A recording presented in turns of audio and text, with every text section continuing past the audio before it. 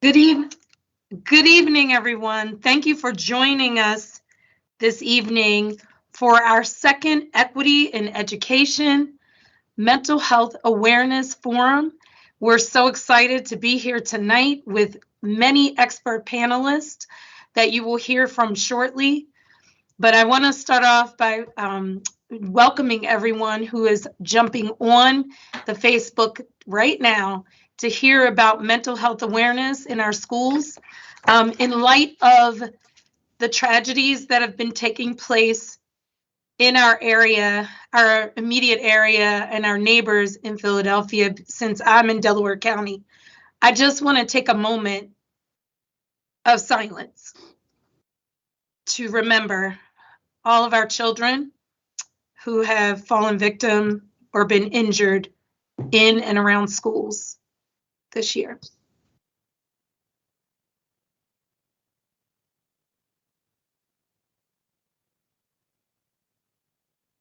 Thank you. With that being said, tonight is a special night because we want to talk to everyone about what has been happening in our schools and how these professionals that are on the line today have been navigating mental health with our children in education. Our forum is called Equity in Education because we, in the 164th, have two school districts, and they have been so generous in coming onto these forums. We had our first one in January around COVID closures. This is our second one, and we have both school districts represented with Upper Darby School District and the William Penn School District. I just want to read you a few things before we get started. This is really about mental health equity. And here are some demographic groups who experience higher rates of mental illness than others, according to the National Alliance on Mental Illness, NAMI. 54% of lesbian, gay, or bisexual individuals or children access treatment for mental illness annually. And that includes children in that. 45% of LGBTQ youth have had serious thoughts of suicide. 79% of those who have died by suicide are male, and suicide is the second leading cause of death among people aged 10 through 12, and the third leading cause of death among those 15 through 24. I felt like it was very important that we have this roundtable discussion to share with parents, some children who may be on the line, and everyone else in our community who have a strong care and feeling for this issue, that they be aware of what our personnel and experts on the line are navigating every day for this issue. So I'm going to turn this over to Mr. Bill Kaplan, who will be our moderator for the evening, and that will be the next voice that you hear. I would like to thank all of the panelists for their time and for sharing their expertise and transparency with this very, very sensitive topic. Thank you. Great. Thank you, Rep. Curry. Again, my name is Bill Kaplan. I'm a resident. I live here in the 164th in Upper Darby, but I'm here as the facilitator to keep the conversation moving. We've got a lot of people here with professional experience and a lot of expertise in this field. We just want to say that parents are an integral part of mental health and health equity, not only in our schools, but in our communities. And there's many ways for parents to be engaged. There's this youth survey that the state puts out to try to collect information. You'll hear more about that. There's talks that you can have at home to help de-escalate situations. You are the link. But tonight we're going to hear from the professionals and from people with many years of experience. And we will have an opening remark. So each of them will be able to speak for about 2 minutes. I am going to keep track of time. And then after each person has been able to talk and share what their experiences are in health equity and mental health in education, then we have some questions that we will pose to them. This is on Facebook Live, so there may be some questions that we will receive as we continue with this conversation.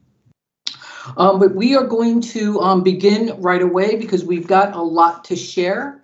And so I'd like to introduce our first person, our first speaker, Danielle Seward. Danielle is an executive director of William Penn School District. She has 22 years of experience in public education, overseeing a variety of programs like guidance counseling, mental health, and behavioral health services for students, and working with youth experiencing homelessness. Her experiences are wide-ranging, and we'd like to hear from you, Danielle, about what you can share with us about mental health in education. Danielle? Thank you, Bill. And I'm really excited and I appreciate the opportunity of representing the William Penn School District and our wonderful students who we serve every day there. I've had the very unique experience of joining the William Penn School District during the pandemic. And I've served as the pandemic coordinator for our district. So I've actually experienced the pandemic in a very different way from very different lenses. And I'm particularly interested in our student voice and how powerful a voice it is. And I'm really proud of how our young people have stepped up with their voice and said, I need help, or I'm feeling depressed, or I want to hear more. I want more supports. They have been advocates for themselves. And I want to continue to encourage that with all of our young people and all of the adults to keep encouraging our children to keep that voice going, because we need to hear it so that we can serve them appropriately.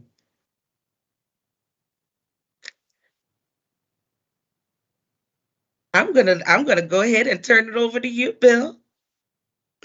Thank you. We'll have an opportunity to hear more from you, and particularly about this notion of supporting our students to advocate for themselves. Mm-hmm. It sounds like that is a really crucial point, and we'd like to hear more about how we could do that from you as we carry this conversation forward. Absolutely. Thank you. We'd like to move now to Jennifer Toof, who works with the Child Guidance Resource Centers, and particularly looking at trauma-informed therapy. She does have a special interest in multicultural and social justice issues in psychology. And we'd like to hear from you, Jennifer, about what you would like to share about health equity, mental health, and education. Yes, thank you. So thank you, Representative Curry, for having me here. As mentioned, I'm a licensed professional counselor, certified trauma therapist, working with children's, teen, and families through Child Guidance. Child Guidance sees kids all over Delaware County, Chester County, Philadelphia County. I'm also working on a doctorate in international psychology with a concentration in trauma services. So my pitch is really going to focus on the need to advocate for mental health services for everyone, but especially for our youth. Mental health is vital to overall health. Mental health impacts physical health, and physical health impacts mental health, yet we don't prioritize mental health the way we prioritize physical health, and part of that is due to stigma associated with mental health. It's estimated that 1 in 5 children in our country have a diagnosable mental or behavioral disorder, yet 80% of these children do not receive the care that they need. That's not acceptable, and we need to address these barriers. We have right now both a national teacher shortage and a national shortage of mental health professionals. Mental health issues in our children were increasing even before COVID, and it's become more pressing since then. Yet the need for counselors far outweighs the supply. So we need to identify ways to support teachers and mental health professionals and to provide them the resources that they need. And we need leaders and legislators like Rep. Curry who can fight to ensure our kids are able to get the education and the mental health support that they need. The good news is that most all childhood mental disorders can be treated and managed. And the earlier the treatment is started, the more effective it can be. This early diagnosis and treatment can really help prevent more severe, long-lasting problems as a child grows up. So thank you. Great, thank you, Jennifer. You mentioned a couple of really important points, particularly in our culturally and linguistically diverse communities, this idea of stigma and how that is actually a barrier and how it's perceived across cultures. And again, we'd like to hear more about that as well. And also you hit the point around early intervention, early treatment, critical. I think that is a point that will probably be brought up by another one of our speakers about the age that mental health is really needed. Thank you, Jennifer. Let's move on now to Deanne McCaskill. Deanne is a school social worker for a local school district here in Delaware County. She has extensive experience in mental health and behavioral health services, and also as an inpatient psychiatric social worker. Trauma therapy is one of her interests and probably specialist, if I dare say, and she works throughout Delaware County. Deanna, would you like to talk more about what you see in health equity and education? You are on mute. If you want to check your, thank you. Thank you. Sorry. Thank you. Good evening. I want to just thank Representative Curry for inviting me to participate in this panel. As Bill said, yes, I'm a social worker for a local school district in Delaware County. I also have a unique experience because I also work part-time as a mobile therapist. So I'm able to see the kids in two settings, in their home setting and also in the school setting. And there are a lot of challenges that I see when with children. It affects their academics. It affects how they make decisions. Also, they have problems a lot of time building relationships. And what I'm finding is most important as adults and educators and mental health providers, it's important to build bonds with our students and connections. Once they feel connected, they're more willing to talk to you. They're more willing to come and talk about their problems. And I think the best way of doing that is letting them know, hey, it's okay not to feel okay, that there's no stigma when not feeling okay. And then next asking them, how can you help them? What I noticed, I've started working at my school district right before the pandemic. So I spent 2 years working with kids virtually. Last year was my first year actually in the building. But I can tell you I have 48 kids on my caseload, but then I have about 20 that come that are not on my caseload. So I think one way that we can help our children with mental health is having access to mental health in schools for everyone. And what I mean by everyone is right now I have a caseload of kids that have counseling on their IEP, but we're forgetting about those kids that don't have an IEP that are also suffering with mental health. So I think one way to help our children is to make sure that they have quality mental health services for all students. Thank you. Thank you, Deanna. You mentioned a really important point about this home-school connection and being a mobile therapist. It allows you to be in both places. So that's really interesting to hear. Maybe you'll talk more about that as well. And that it's okay to not feel okay. I think that's a really important message that we keep sending to our children. Thank you. We're going to move along now to Laura Kubler, who is a longtime Delco resident. She works currently at the Department of Human Services in the Mental Health Office as a coordinator for children's mental health. She works to improve communications between children's serving systems. So I know that she works with a lot of providers throughout Delaware County, trying to get everyone together on the same page so that we could provide a seamless level of service to all our children. Laura, can you tell us about your experiences and what you'd like to share? Yes, Bill, good evening. And I also want to thank Rep. Curry for inviting me to this evening. I also want to thank everyone out there who's listening and watching. Your participation in your children's lives is the most important participation. You know your child better than anybody.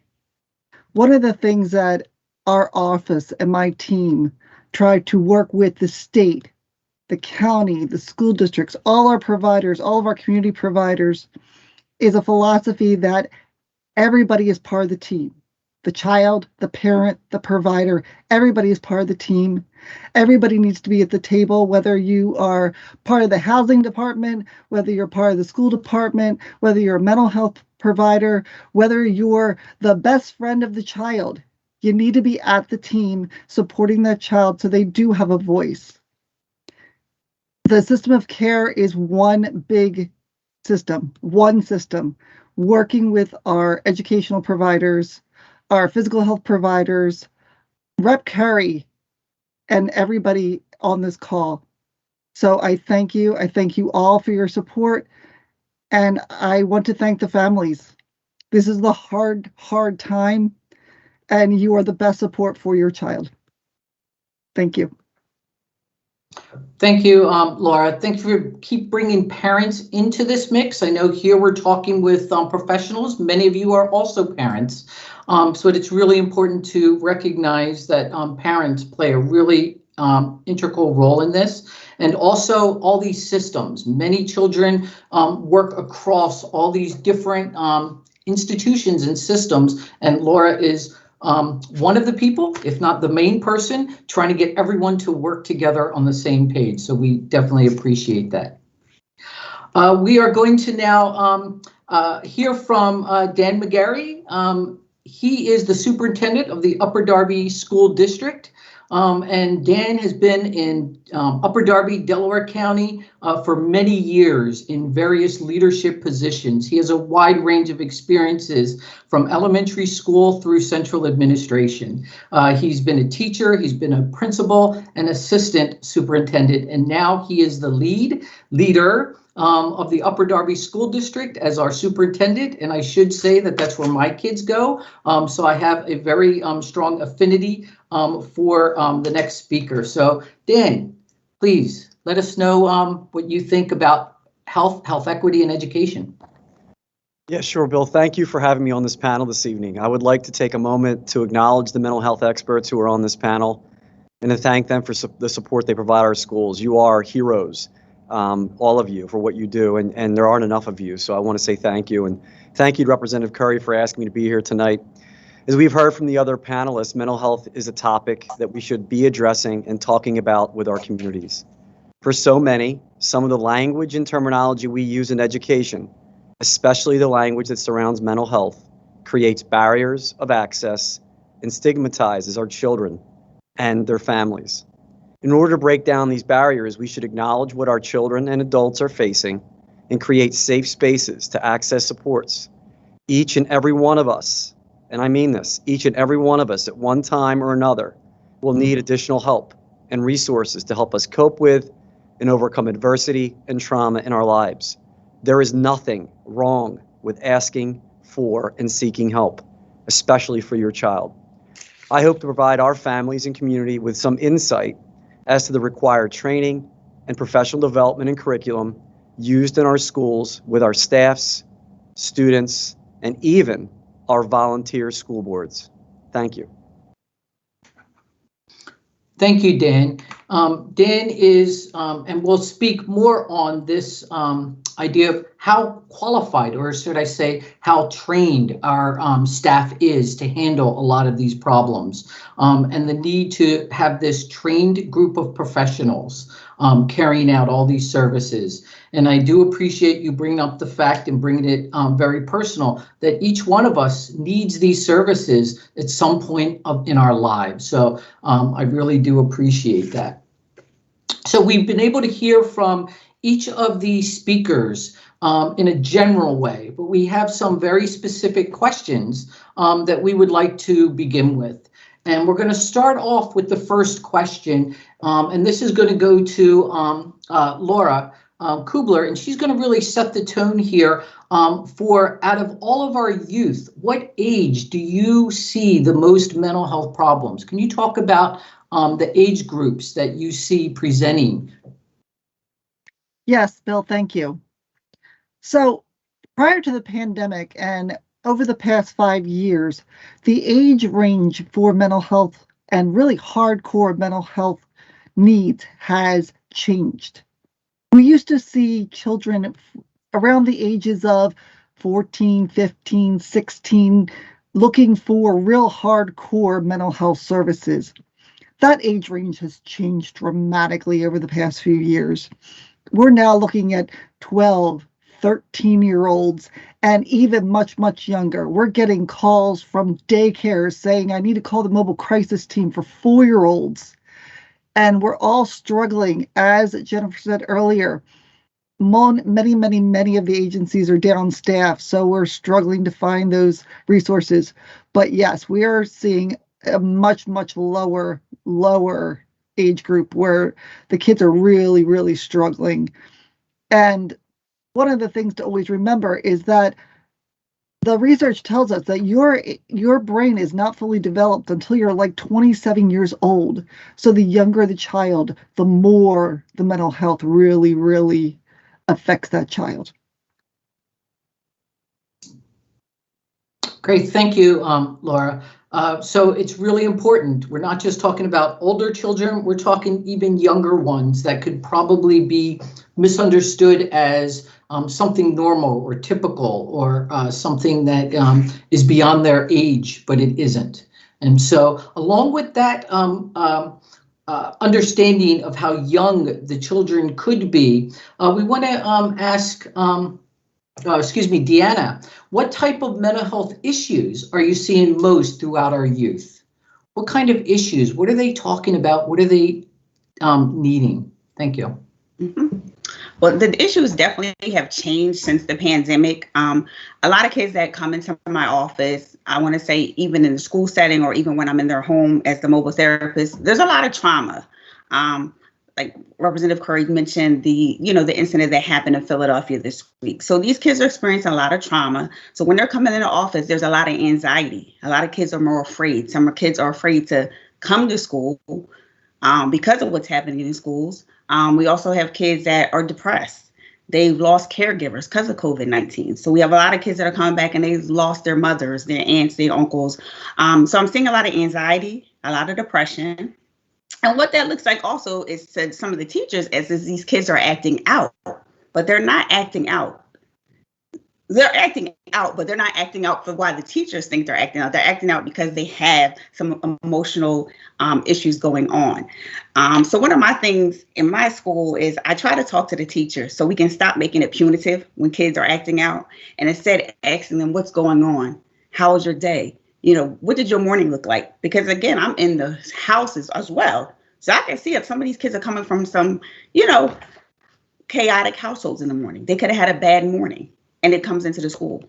So again, to answer the question, I'm seeing a lot of depression, anxiety, some drug and alcohol use because I'm in a high school setting. So DNA, they're using that to cope. Also seeing some kids that are having problems with their sleep, appetite, irritable mood. And some have some somatic complaints where they've been checked out because again, we always want to rule out the physical, and some of it's somatic complaints, stomach aches, headaches, because they're so anxious and worried. Thank you for talking about all the different types, right? You mentioned depression, trauma, anxiety, in particular the point around not being punitive. Asking people not what did you do wrong, but what happened to you, using a very strong trauma-informed practice. And we would like to then maybe ask Jennifer to talk about, we know, or Deanna mentioned trauma, depression, anxiety. What are some of the signs and symptoms that parents, guardians should look out for? Yeah, so you're going to see different warning signs or symptoms depending on what specific mental health issue your child's experiencing. And symptoms can also vary from person to person. But in general, you want to look for significant or notable changes in behavior or mood. You always want to take it seriously if children or teens are talking about suicide, wishing they were dead or that they weren't there, saying they feel worthless, or talking about hurting themselves. Some other signs to be on the lookout for that might suggest something is going on include persistent sadness that lasts 2 weeks or more, withdrawing from or avoiding social interactions, outbursts or extreme irritability, out of control behavior that can be harmful, changes in eating habits, loss of weight, difficulty sleeping. As Deanna mentioned, some somatic concerns. So that means physical concerns like headaches or stomach aches, difficulty concentrating, changes in academic performance, and avoiding or missing school. I think it's also important to understand that some behaviors that often cause parents concern are actually just a normal part of growing up, especially in teenagers. For example, the average teenager has a lot of emotional ups and downs, doesn't want to talk to their, parents or spend as much time with them as they used to. The average child does test limits and have the occasional tantrum or struggle with schools or peers at times. So you know your child best, but it helps to know or research what's developmentally appropriate and what might be cause for concern. And if you do have concerns, talk to your child's doctor or a specialist. Bill, may I ask a question really quickly? Absolutely. Jen, I just want to just expand on that just a tiny bit with the development. Because of COVID and because our children were inside, I have an example, 4th grade, we come out of COVID, 6th grade. Those developmental stretches for some of our children didn't really fully expand. So how do we help parents understand that? Because you went from having an elementary to a middle, or a middle where we know a lot of development is happening, to a high schooler.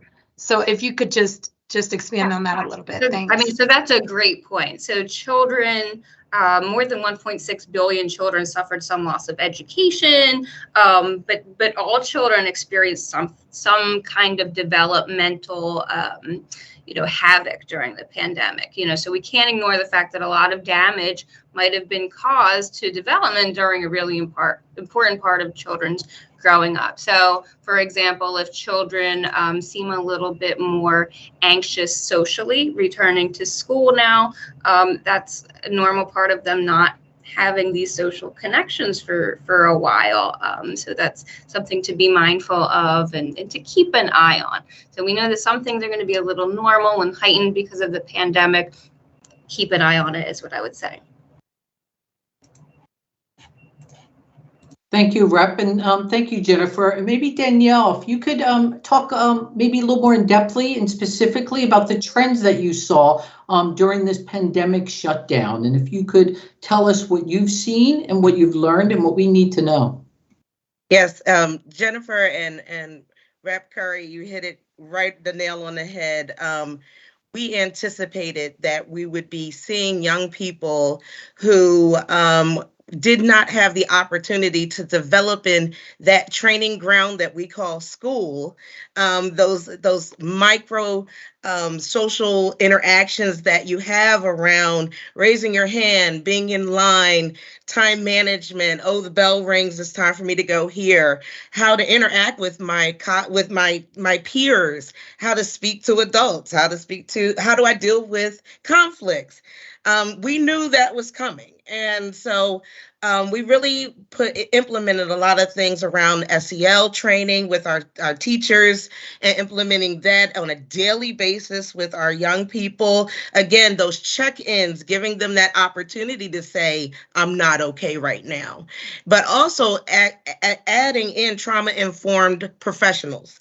So we partnered with a company called Lakeside, where we had trauma-informed coaches in every single one of our buildings every day to work with our counselors, because we knew the number of cases was going to be increased and we did not want our counselors to be overwhelmed. So we also invested in 3 additional counselors so that each one of the buildings had its own counselor as well. So that increase in supports in the school was key to making sure that we were addressing our young people's needs, because you're right, when they're young, they manifest in their behaviors.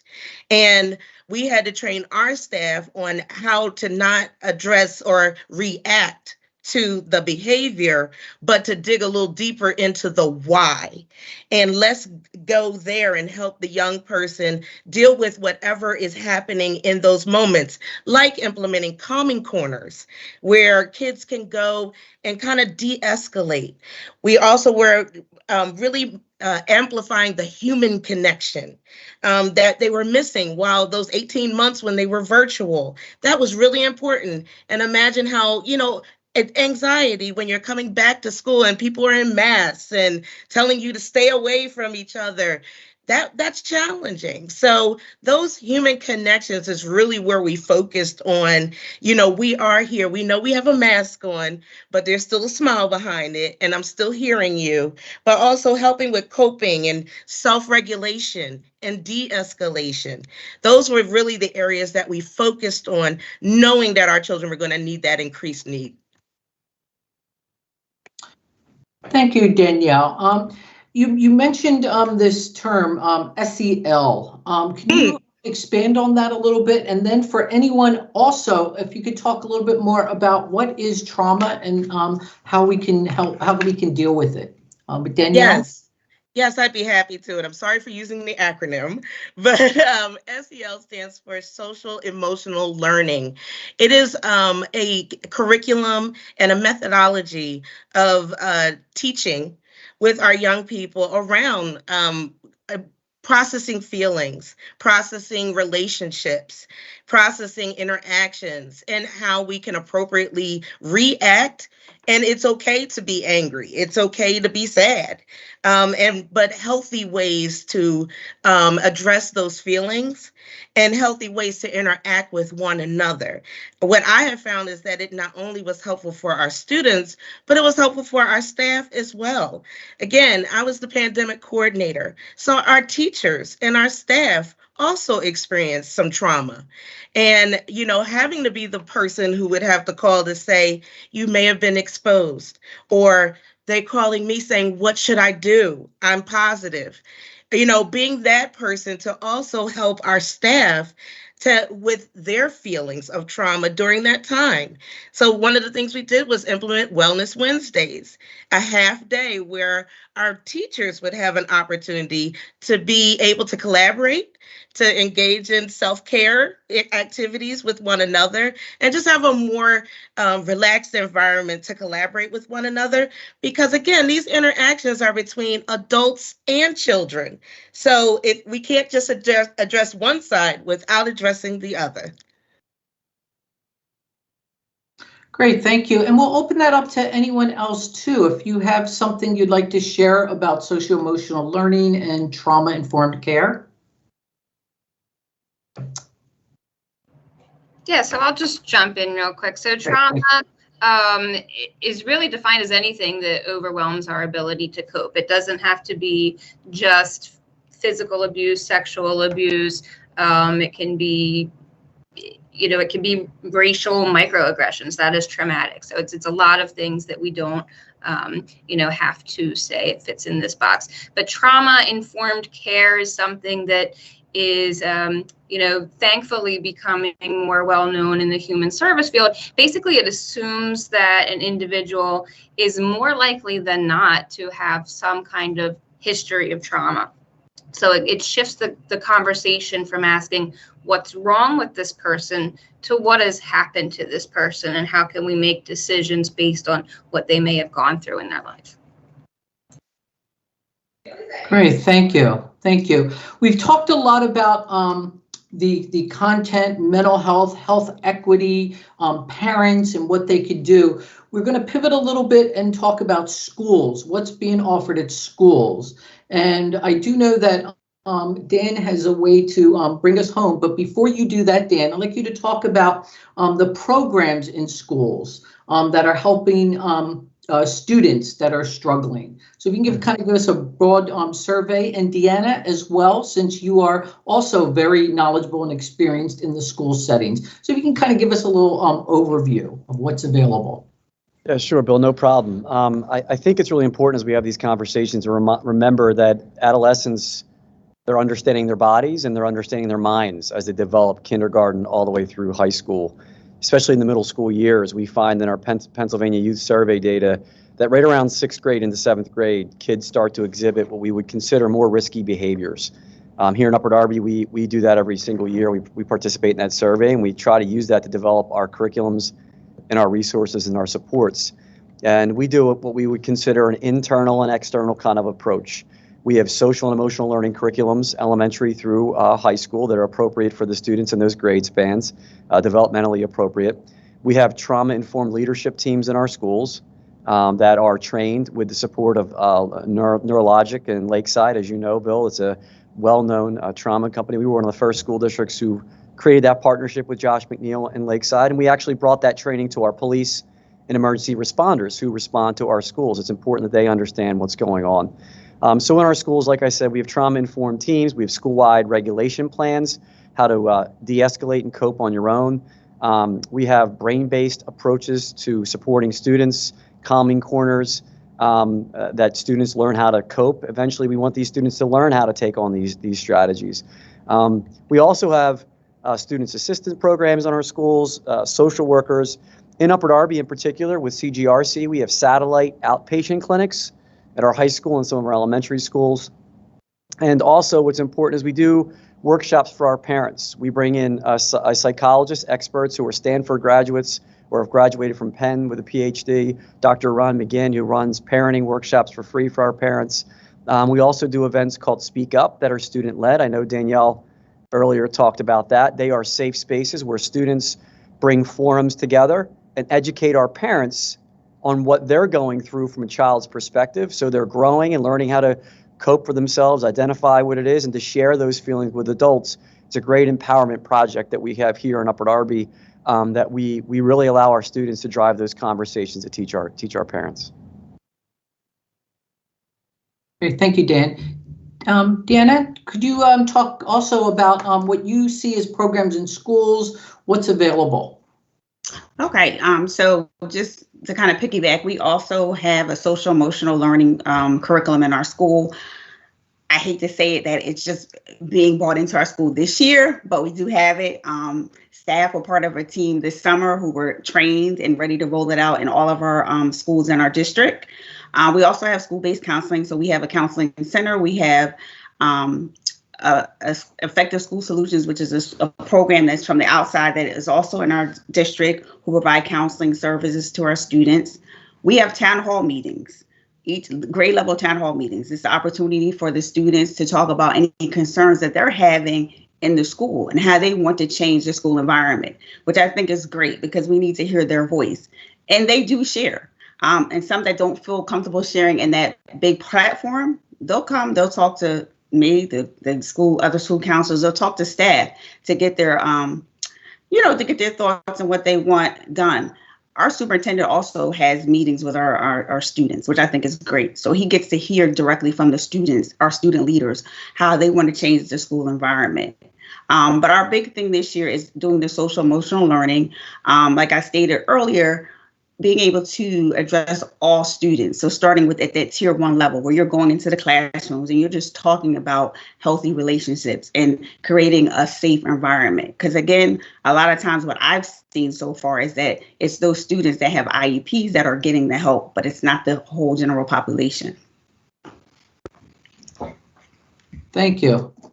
The topic here is also specifically around equity.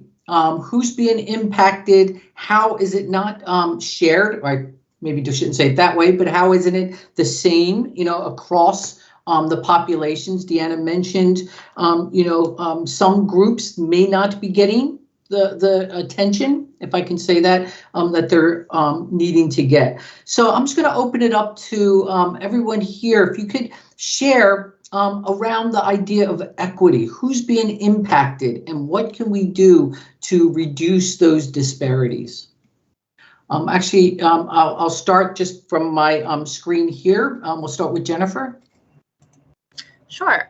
So equity means that we understand every child in America does not come to school with the same abilities. We have to provide kids the resources they need, but that doesn't mean giving the exact same things to everyone. And that's the difference between equity and equality. Like every plant needs sun and water, but that doesn't mean we give every plant the same amount of sun and water.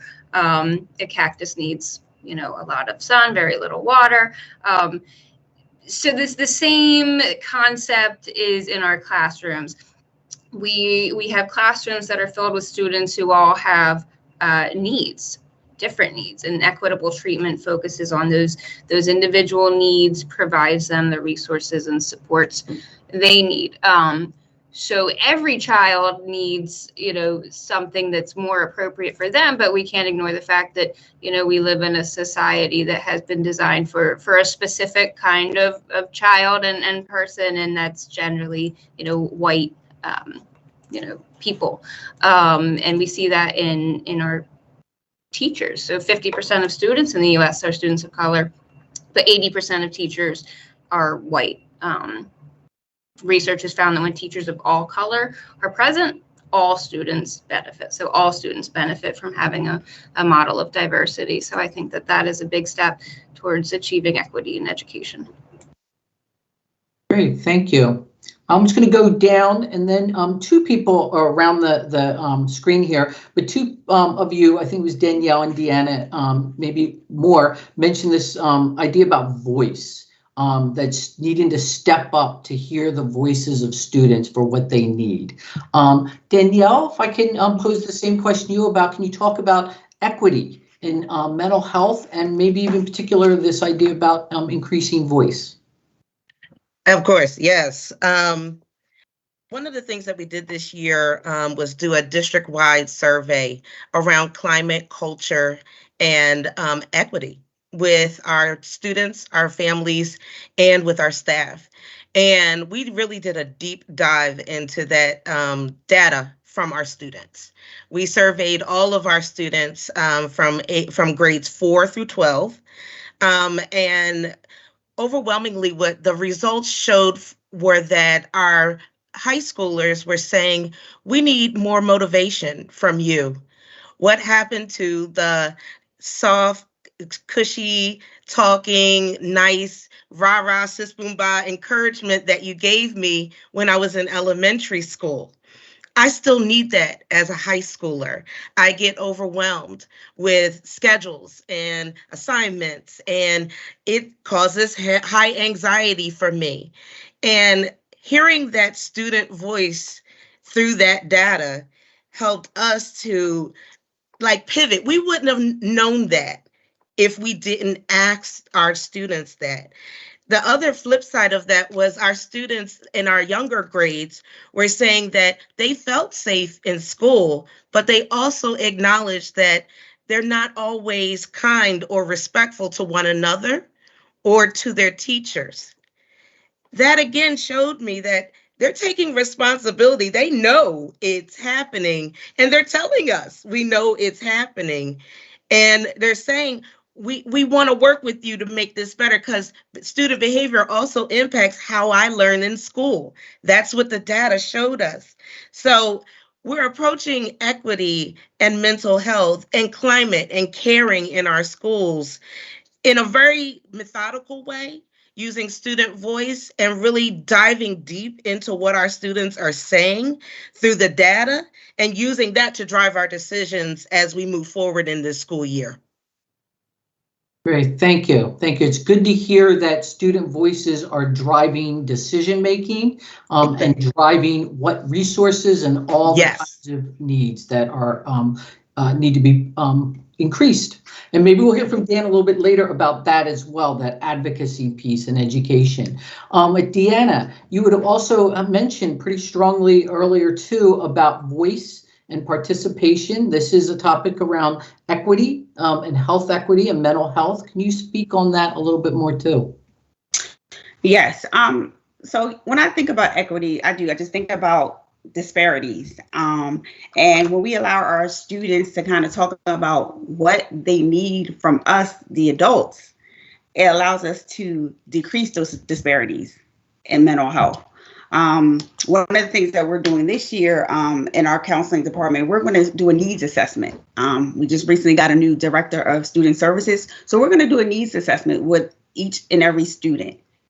This way, we're going to hear their voice clearly. We're going to find out exactly what it is that they need from us as far as addressing their mental health issues in the school setting. So I think the big thing is listening. Like I stated earlier, creating that bond. Because if you don't listen to the students, then how are we really helping them if we're just doing what we feel they need or want?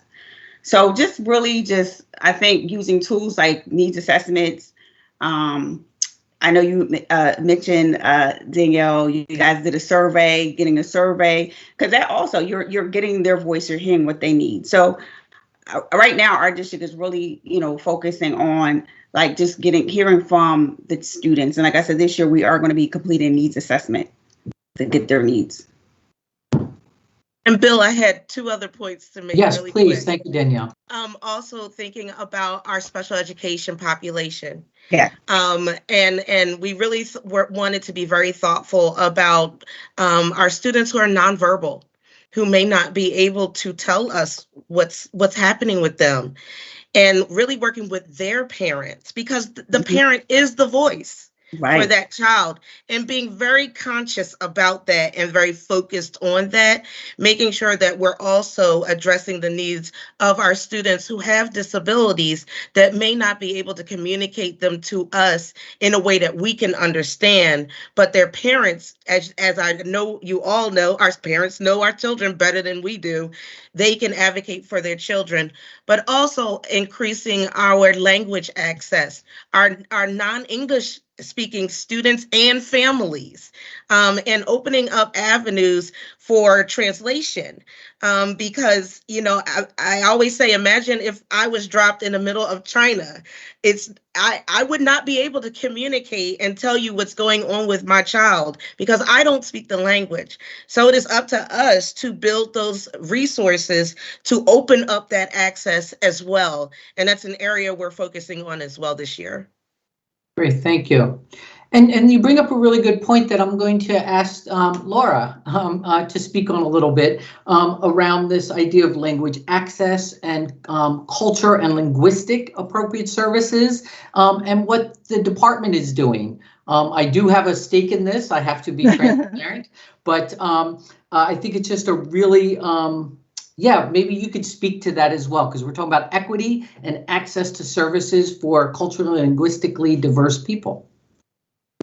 So, Bill, I'm going to start and then get there.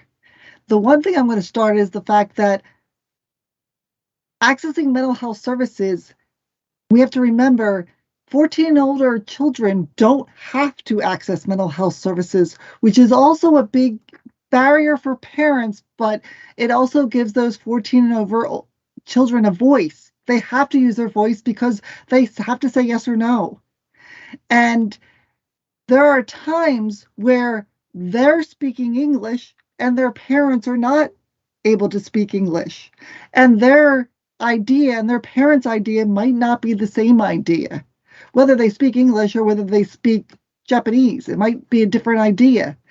And right now, when you're taking a child to a mental health appointment, we are working with our multicultural family services, actually Bill's organization, to look at that and look at our providers and our community to say, well, if a parent takes their child to services, are they walking out with an understanding of what those services actually are, whether it's in English or whatever language it is? Are we making sure that we have those translators on those meetings and really addressing? Are we working with our system providers to make sure that they are understanding all the laws and the needs of our non-English speaking children, parents, and the needs of every individual youth? Not just one, not just what is covered, what's not covered, and all those other complexities, but what they actually need. Because 14 and over, they're old enough to tell you. Bill, I would like to interject really quickly. Yes, correct. We thank you all for all of your the great information that you've given. We want to be mindful of time, and there are 2 questions on Facebook for our Facebook folks that are watching. I want to make sure that we're acknowledging the people who are actually on watching this great panel tonight. And I just want to make sure that we see Murphy's Giving Market said, where can we refer families who we observe who are experiencing mental health or mental health trauma that may not necessarily be urgent or emergent, that may not have medical insurance? And I think that's a question for Laura. It is. Thank you, Rep. Curry. So if there is a 3-part answer to this question, the first part of the answer is if you have a pediatrician or counselor or any licensed professional in your life that determines if that your child needs mental health services, you can actually apply for medical benefits based on that need. You can go on website, the DPW website, and you can apply for benefits based on that need, as long as that licensed professional is willing to say that you have that need.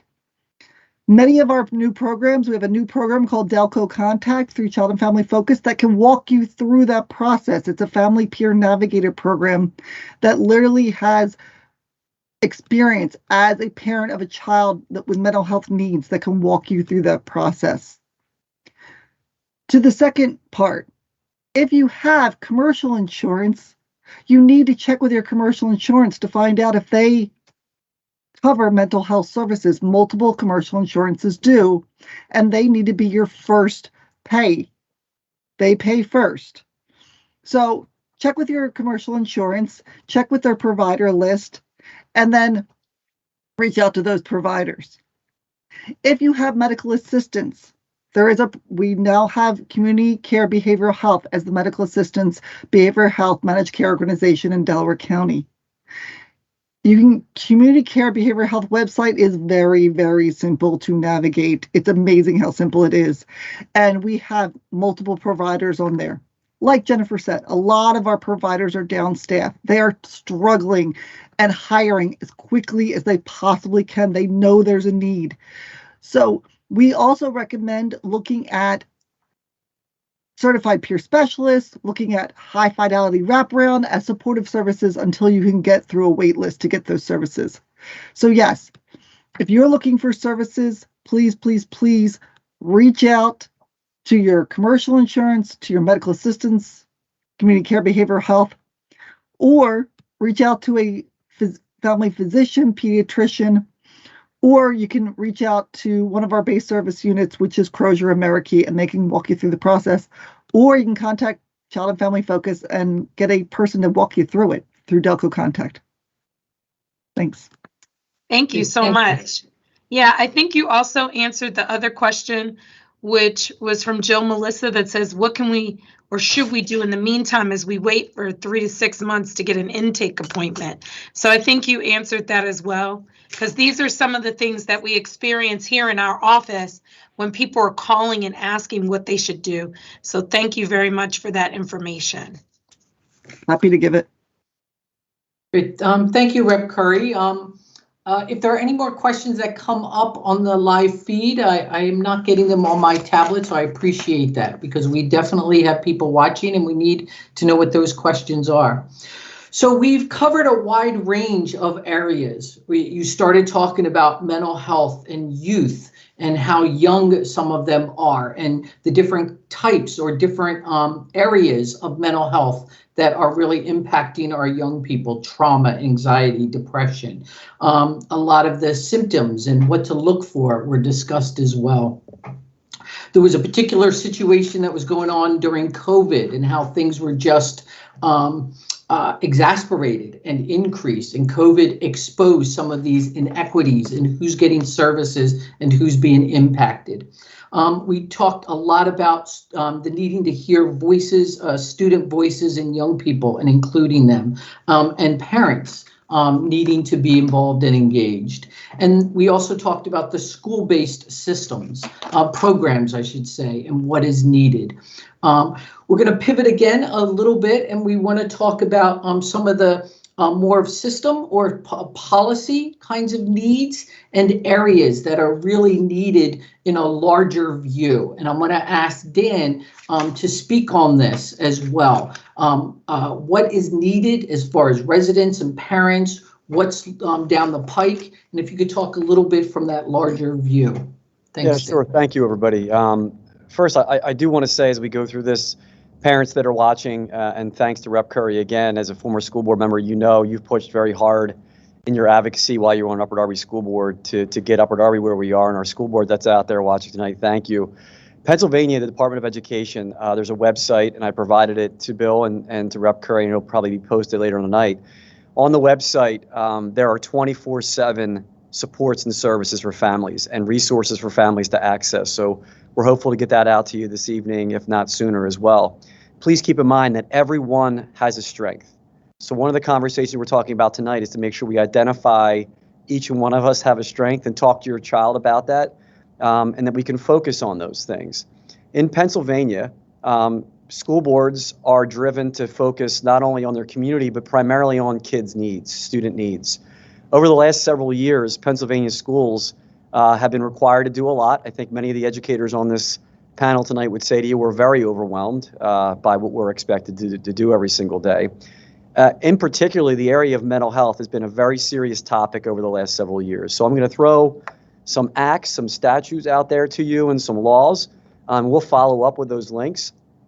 In Pennsylvania, there's an act called Act 44, which is related to school safety. Much of that act is related to security in schools, the requirement of 90 days into school, active shooter drills, fire drills, but also training on situational awareness, requirements of trauma-informed approaches. They're required by the act in Pennsylvania. School boards must be trained, not just school boards, but teachers, students, trained on behavioral health awareness, suicide and bullying awareness. There are very strict federal and state guidelines on bullying and suicide awareness and training that those of us who are on this call that are in education are required to do those trainings every single year prior to the start of the school year. And that is covered under Act 44. Switching to Act 71. Act 71 is a requirement in Pennsylvania known as the Youth Suicide Awareness and Prevention, as well as Child Exploitation Awareness in Education. This started in June of 2014. It is a law that really requires ongoing professional development in youth suicide awareness and prevention for professional educators in buildings serving children in grades 6 through 12, and also age-appropriate trainings for children as low as kindergarten through 8th grade. So again, in 2014, Act 71 was signed into law, requiring training of our teachers and our staffs on suicide awareness, as well as child exploitation.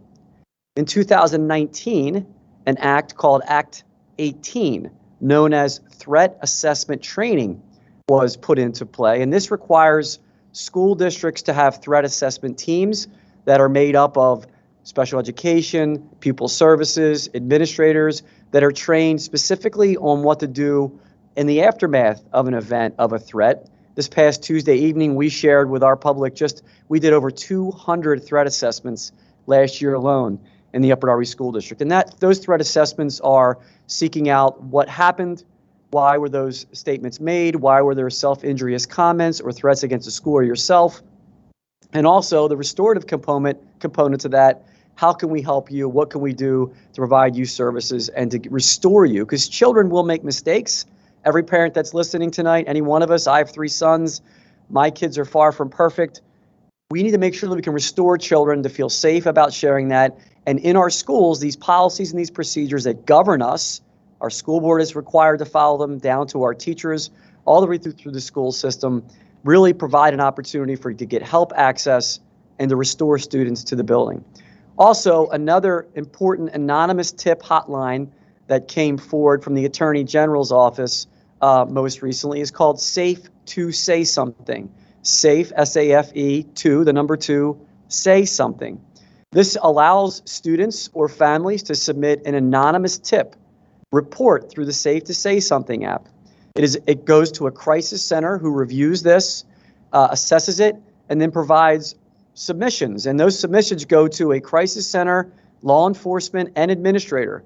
Each school district has a Safe to Say team. We're available, believe it or not, 24/7. Those of us in administration now never thought in our wildest dreams we would be doing this.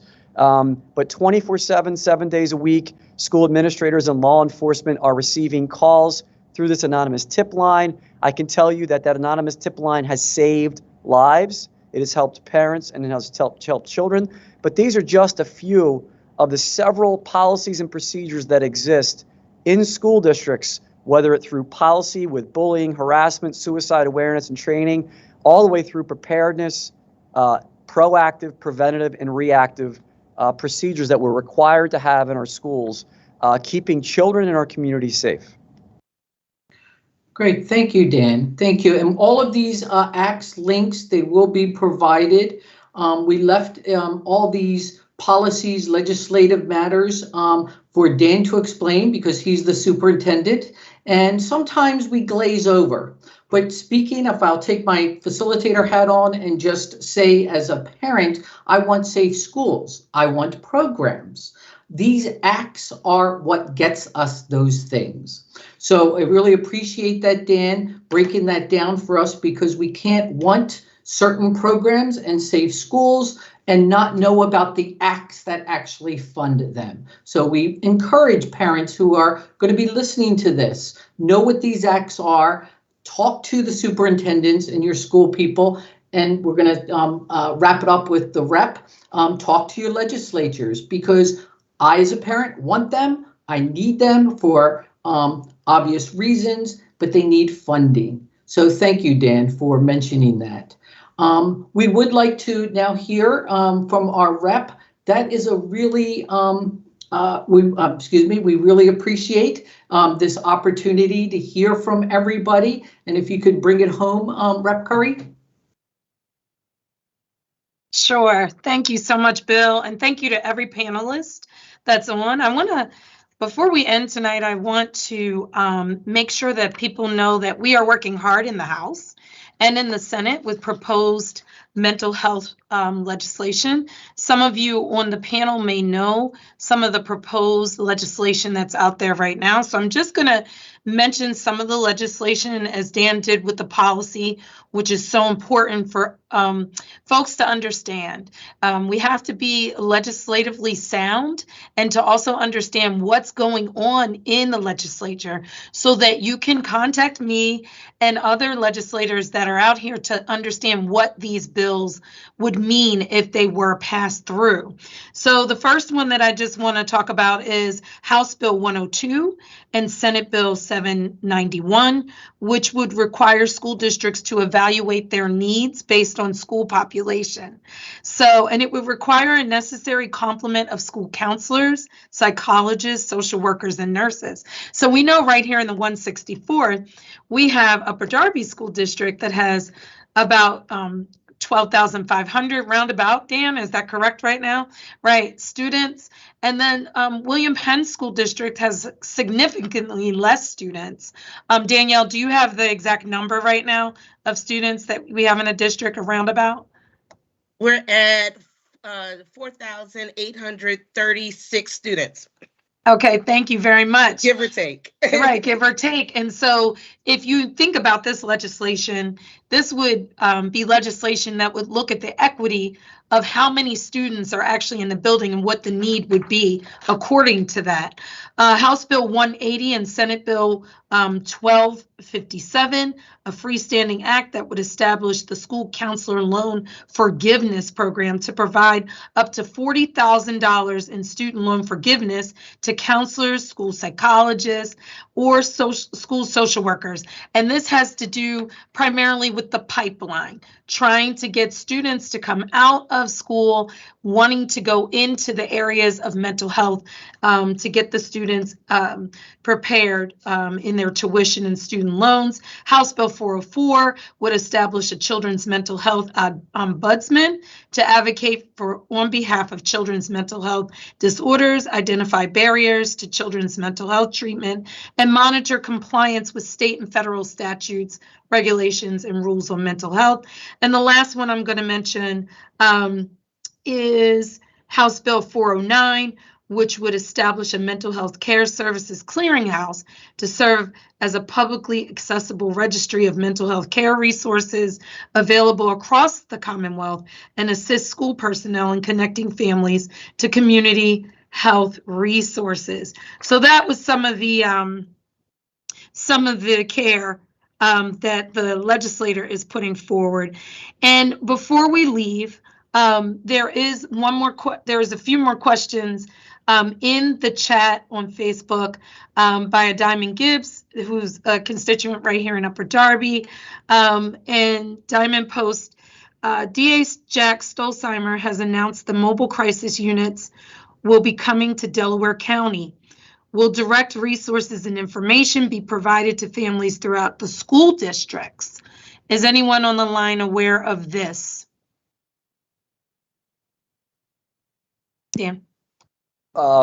We most recently met as superintendents with the district attorney, Jack Stolzheimer, and I believe we are preparing school by school to have individual meetings set up through the Delaware County Intermediate Unit to discuss mental health supports and services throughout the county. So I know that there will be meetings set up. The full details of what in that question just came out, I don't know those exact aspects, but I do know that we've had a conversation as superintendents in Delaware County through the IU with Jack Stolzheimer on these concerns.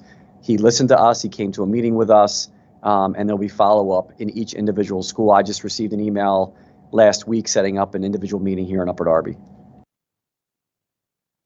Great, thank you. Danielle, do you have any information or? Not at this time.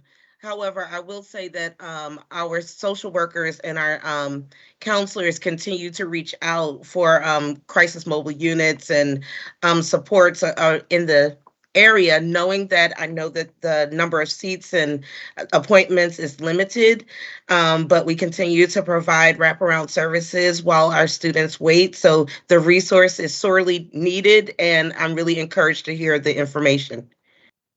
Great, thank you.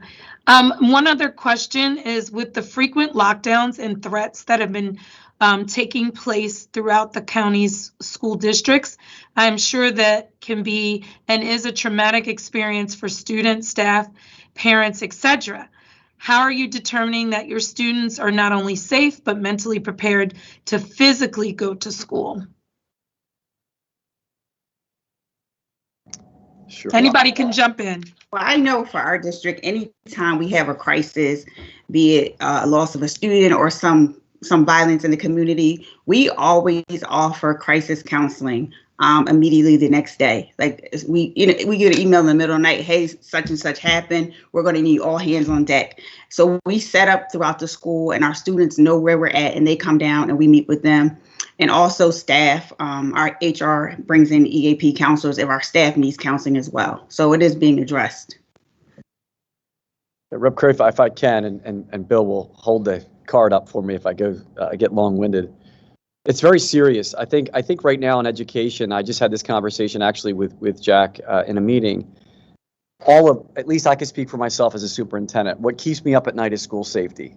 And that scares me. Right now, I think I would believe that Deanna, you feel the same way, and Danielle in your schools. You don't want to be the administrator in a school or a social worker in a school who didn't react seriously enough, and then someone's baby, is involved. So in schools right now, there's so much tension and stress.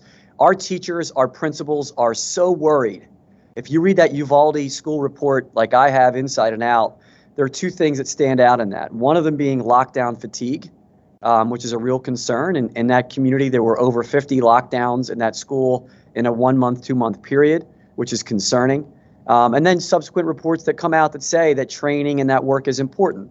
Here in Upper Darby, we've moved to what was originally just a lockdown to process of a lock-in, a lock-out before we go to a lockout. So some of the normal procedures in a school can go on as much as possible. Nonetheless, every time that decision happens, teachers, administrators, parents, and children are traumatized. I can tell you, just yesterday, we had an incident in our middle school. It was a lock-in, so students could do some school things. But nonetheless, when that happens, especially in the aftermath of what happened the day previously around our surrounding communities, people are afraid. Children are upset. We debrief as a school district after it. What did we do well? Did we react appropriately? We have an administrative regulation that we fill out in the school district that gets turned in. We debrief with our law enforcement, our fire, and then we talk to our faculty right away. At the end of that day yesterday, there's a faculty meeting called. The principal called for a home and school meeting. So it's a very serious set of circumstances, but we also don't want to miss it. So it's that balancing of reacting appropriately, and providing those supports. Thank you, Dan. And the last question that we're going to take from Facebook is, community member says, police in schools are a very triggering presence, especially for students of color, immigrants, and the LGBTQ plus community. Are there any alternatives or safety measures being taken in Delaware County schools to reduce police presence in the schools? Did anybody want to answer? I Yeah. can speak to that. In our district, we actually have school safety officers, and they wear red shirts. And so it's the optics as well that help with reducing that anxiety with policing. It's also training our staff to interact with our students in a respectful manner and to de-escalate when we can, to speak kindly rather than forcefully. All of these audio and visual cues is what triggers young people. But we also need to put a different face on our law enforcement who are there to help us and support us to make sure that we are safe. So that comes from us and our communication and how we present our police in our schools as our partners, as there to make sure that we are safe, as the people who care about us and want to make sure that nothing happens to us in our buildings, and then hold them accountable to walking that communication and showing it in a real way. It's the optics. Kids know when you're faking. They know when you're, as they say, you know what? They know when you're fronting, and they know how to read you. And it really takes being conscious about our language and how we react to students that gains their trust and their support to then work with us and be a part of the team to keep our building safe. And I do want to say, like, we had an experience today. And we had a young lady who stepped forward and let us know about something that was happening. I appreciate that she trusted us, that she knew that we were going to do something about it. And that's the key piece. If you're visible, if they know who you are, when they say, Miss Danny, can I talk to you real quick? That relationship, and I think we all talked about restoring that relationship from the pandemic, where we were so far apart and we were virtual. Now restoring these relationships, and now our students are talking to us and telling us when they hear something, when they saw something, and that's where it all starts. If I could just add two pieces, I'm going to put the superintendent's hat back on very quickly. We are also bound in the state of Pennsylvania to, under the acts that we have, to what is called a state-required memo of understanding, where there are schools and communities and law enforcement. You have to have a memo of understanding, and you have to communicate and work with local law enforcement, especially if there is a crime committed on your campus.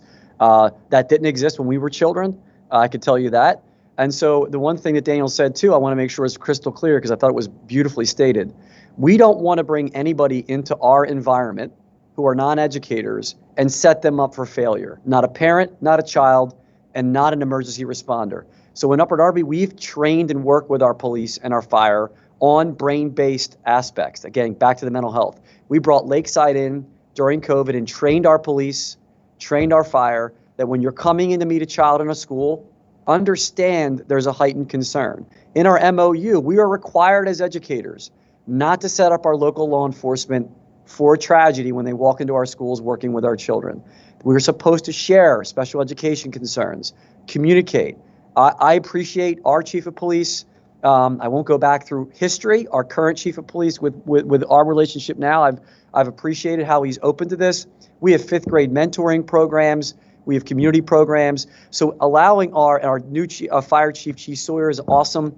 Getting them in front of our children when we're trying to hold a football game. Our football players meet with Tim Bernhardt. They meet with Chief Sawyer. Getting to know each other and the relationship is vital. But we should not set each other up for an already traumatic situation and bring somebody in. Our brains, a police person and a fire person, their brain in an emergency situation responds, and a child is responding. So let's not forget. we play a part in how we bring people into our schools. Thank you, Dan. Thank you, Danielle. Thank you for responding to the constituent questions, Rep. That is a role that you play well. I'm looking at the time. If you could now wrap it up. Thank you so much, Bill, Jennifer, Dan, Deanna, Laura, and Danielle. This has been a wonderful conversation that I can only hope that we can have more of. We will be providing everyone on this line with information, as Dr. McGarry had said earlier, and we'll also provide you with legislation that is out there. We thank you. Share this. This will also be on repcurry.com so that people who weren't, there were so many things going on tonight, people who weren't able to be on with us can take a look at this recording, and we will look forward to seeing you all for our next education, equity and education series, which will hopefully take place in January with the topic yet to be determined. So we thank you for your support. We encourage everyone to take good care of themselves in their self-care and to always be on a mindful lookout for folks who we think are in need of mental health care. Thank you so much for taking the time tonight. Have a good one. Good night, Rep. Carey. Good night, everyone. Good night. Thank you.